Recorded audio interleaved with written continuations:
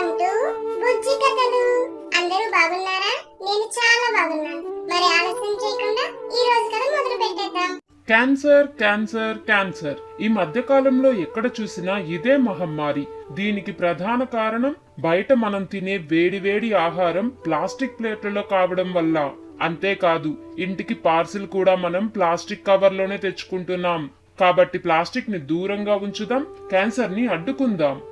వీళ్ళిలానే చెప్తారు, వెళ్ళిన చోటకల్లా స్టీల్ పల్లెలు పట్టుకొని తిరగలేం కదా. తిరిగితే తప్పేముంది, మంచి ఆలోచనే కదా, రేపటి నుండి ఫాలో అయిపోదాం అనుకుంటాడు భర్త మనసులో. మరుసటి రోజు ఇద్దరూ కలిసి బజారుకు వెళ్తారు. ఏమండి, ఫ్రైడ్ రైస్ తినాలనిపిస్తుంది. భాయ్, దో చికెన్ ఫ్రైడ్ రైస్. కాసేపటి తర్వాత షాప్ అతను ఫ్రైడ్ రైస్ తయారు చేసి ప్లాస్టిక్ ప్లేట్లలో వెయ్యబోతాడు. బాయ్ 1 మినిట్, ఈ స్టీల్ ప్లేట్లలో వెయ్యండి అంటూ భర్త బ్యాగులో నుంచి 2 స్టీల్ ప్లేట్లు తీసి షాప్ అతని ముందు పెడతాడు. అది చూసి షాపులో ఉన్న వాళ్ళందరూ నవ్వుతారు.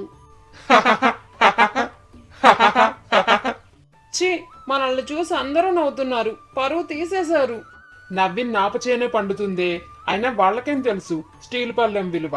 ఆ ఉండు, స్పూన్లు కూడా తెచ్చాను అని భర్త 2 స్టీల్ స్పూన్లు తీసి భార్యకు చూపిస్తాడు. భార్య చేసేది లేక ఫ్రైడ్ రైస్ తినేసి అక్కడి నుండి కదులుతుంది. కొంత దూరం వెళ్ళాక వాళ్ళకి జిలేబీ షాపు కనిపిస్తుంది. ఏమండి, జిలేబీలు ఫ్రెష్ గా ఉన్నాయి. భయ్యా, పావు కిలో జిలేబీ. షాప్ అతను న్యూస్ పేపర్ తీసుకుని జిలేబీలు ప్యాక్ చేయబోతాడు. ఆగు భయ్యా, ఇదిగో ఈ బాక్సులో సర్దు అని బ్యాగులో నుండి స్టీల్ బాక్సు బయటికి తీస్తాడు. దేవుడా, ఎందుకండి వెళ్ళిన చోటల్లా ఇలా ఏడిపిస్తున్నారు? నీకు అలా అర్థమైందా? నీ ఆరోగ్యం కాపాడటానికి నేను ఇంత కష్టపడి మరీ బాక్సులు మోసుకొస్తే నన్నే అంటున్నావా తిరిగి? అదేం వద్దు మహాశయ్య, నీకొద్దన్నం. ఇంతకీ మర్చిపోయాను, రాత్రికి వంట చేయడం నా వల్ల కాదు.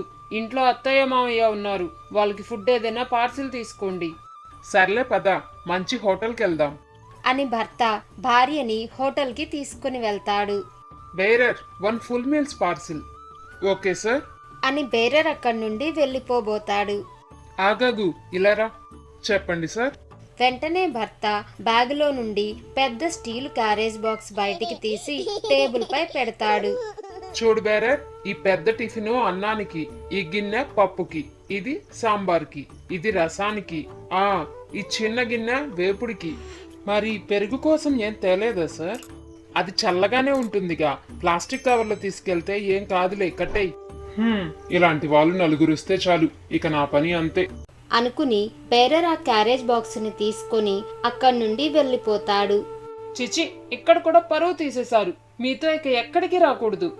ఇందులో పరువు పోయేదేముంది? నా చిన్నప్పుడు మా అమ్మమ్మ కూడా ఇలాగే చేతికి గిన్నెలిచ్చి టిఫిన్ అంగడికి పంపించేది.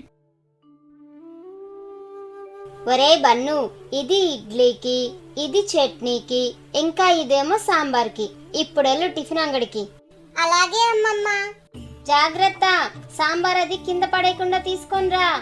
సరే సరే అని బన్ను గిన్నెలు పట్టుకొని టిఫిన్ అంగడికి పరుగు పెడతాడు. షాపులోని ఆమె ఆ గిన్నెల్లోనే టిఫిన్ సర్ది పంపుతుంది.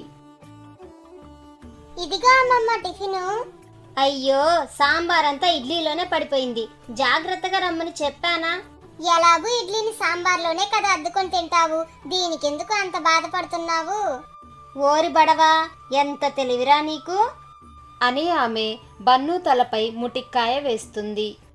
అబ్బా, పో అమ్మమ్మ. అలా అతను తన చిన్ననాటి రోజుల్ని గుర్తు తెచ్చుకుంటాడు. ఆ రోజులు ఎంత బాగుండేవి. అయినా ఒకళ్ళ గురించి మనకెందుకు, ఆరోగ్యమే మహాభాగ్యమే పిచ్చిదానా. అవునండి, మీరు చెప్తుంటే గుర్తొస్తుంది, మేము చిన్నప్పుడు ఇలానే చేసేవాళ్ళం. అప్పట్లో క్యాన్సర్ అన్న పదం కూడా చాలా అరుదుగా వినిపించేది అని వాపోతుంది భార్య. మీరు కూడా చిన్నప్పుడు టిఫిన్ షాపులకి స్టీలు గిన్నెలు తీసుకొని వెళ్ళుంటే కమెంట్ చేయండి. ఈ కథ కనుక మీకు నచ్చినట్లయితే వెంటనే ఈ వీడియోని లైక్ చేయండి. ఇలాంటి మరిన్ని మంచి కథల కోసం మన బుజ్జి కథలు యూట్యూబ్ ఛానల్ ని సబ్స్క్రైబ్ చేసుకోండి. Thanks for watching.